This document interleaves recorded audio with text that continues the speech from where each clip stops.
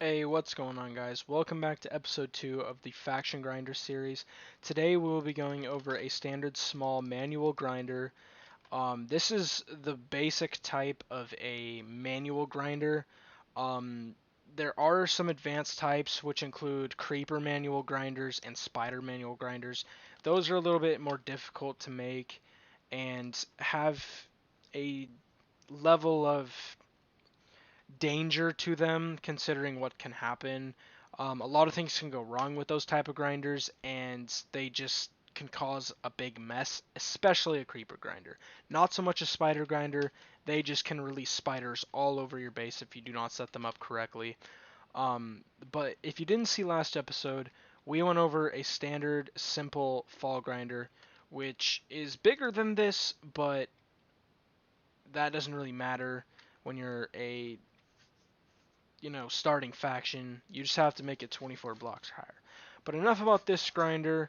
Um, we're just here to recap. Last episode, we went over the collection system itself. We went over the way that it stores, and we went over how to build the actual thing itself. Now, this grinder, we won't be going over how to build it, just kind of how and why you use it. It should be fairly simple to see how it's built. I can give you guys the measurements and everything for those for this grinder. It's the standard basic. You kill the mob, collect the loot, sell it yourself while getting the experience.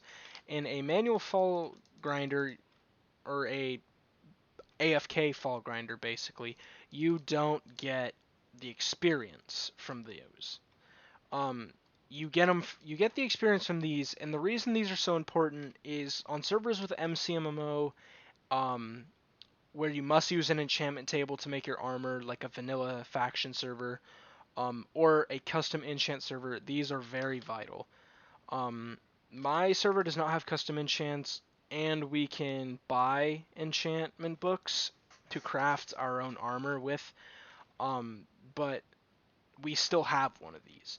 And the reason for that is Blazes on the server make an absolute ton of money, and we have looting 15, sharpness 5, smite 5, bane of anthropods 10 swords. So we can sit here in one-shot Blazes with a strength pot all day and make millions in an hour. It's really not that hard. A standard one of these fall grinders can hold up to 81 spawners, a 9 block, 9 spaces in here for the actual grinder itself. Now, to build this grinder, we're going to need obsidian, any type of slab of your choice. I used nether brick on this grinder because it is to simulate a blaze grinder, which is the standard that we use it for. Stone for the spawner placement, and then water, which is obviously needed for this grinder to push everything into one specific location.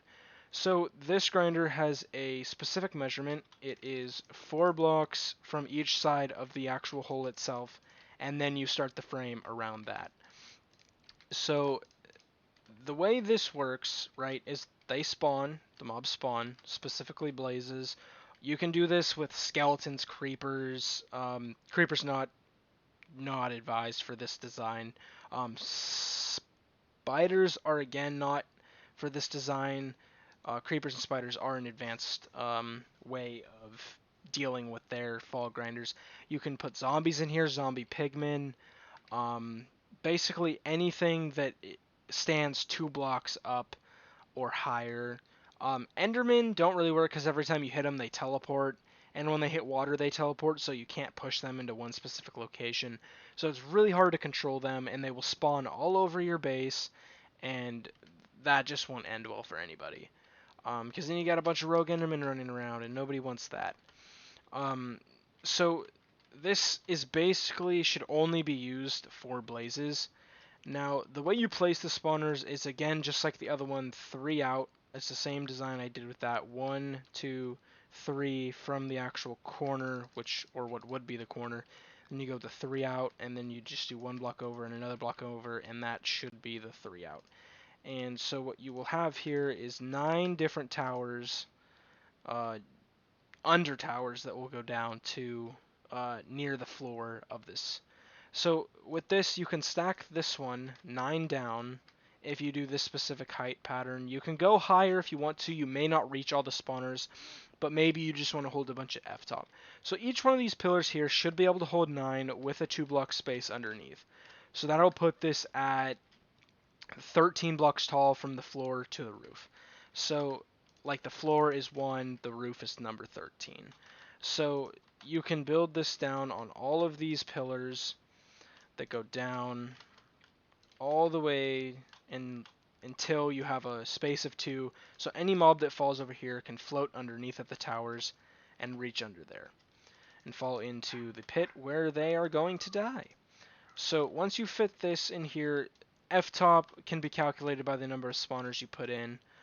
This can hold 81. This specific design will hold 81 spawners, which each stone representing a spawner. You could do a weird design where you make like big chunks of 4, and I'm not sure if that might be able to hold like 16 stacks going downwards. You could do that. This is just a lot more simple and easy to create. Usually some factions will have like a slab here, so it's harder to cannon or something like that. I don't do it personally because it looks weird, and you can fit more spawners in by not doing it, so more F-top value. Most big factions will have about 5 or 6 of these scattered around their base, depending on how their interior is designed.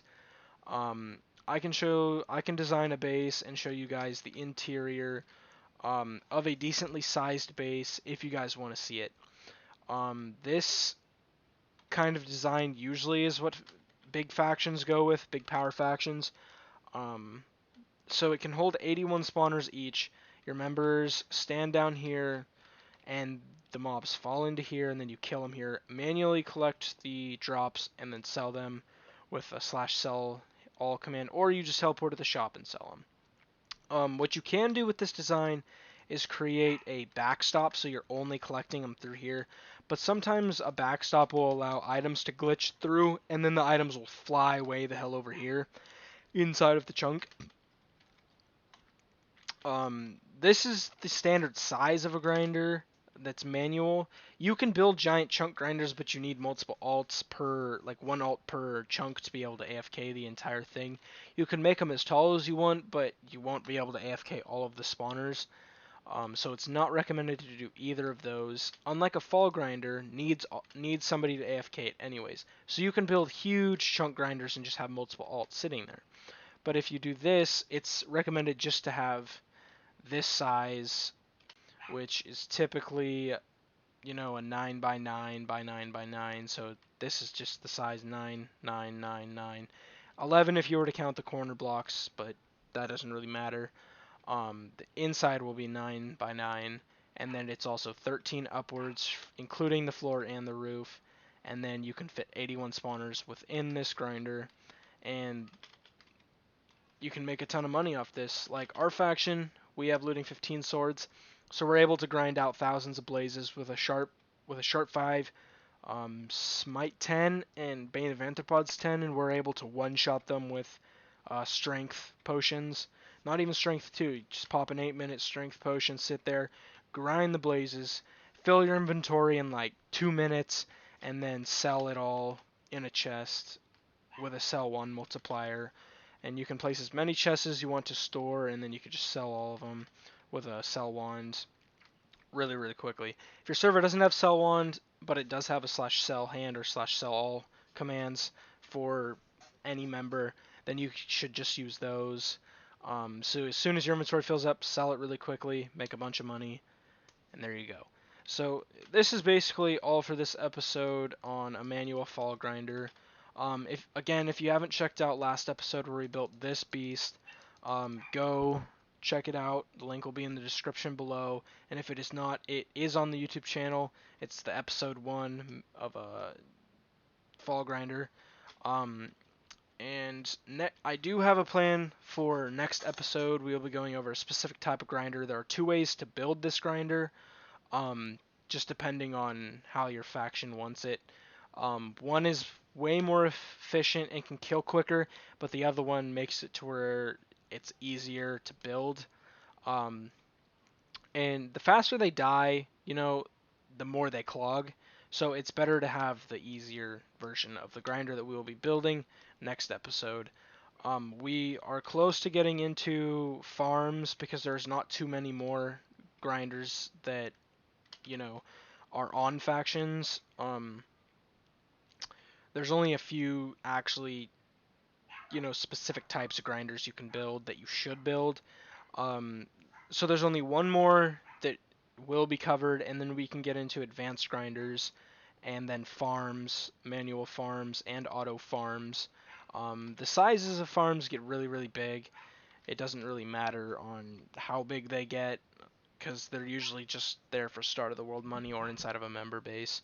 And then we can get on to base designs, wall designs, different types of regens, re- going all the way up to regen chests, all the way to regen walls, which both are fairly simple to build.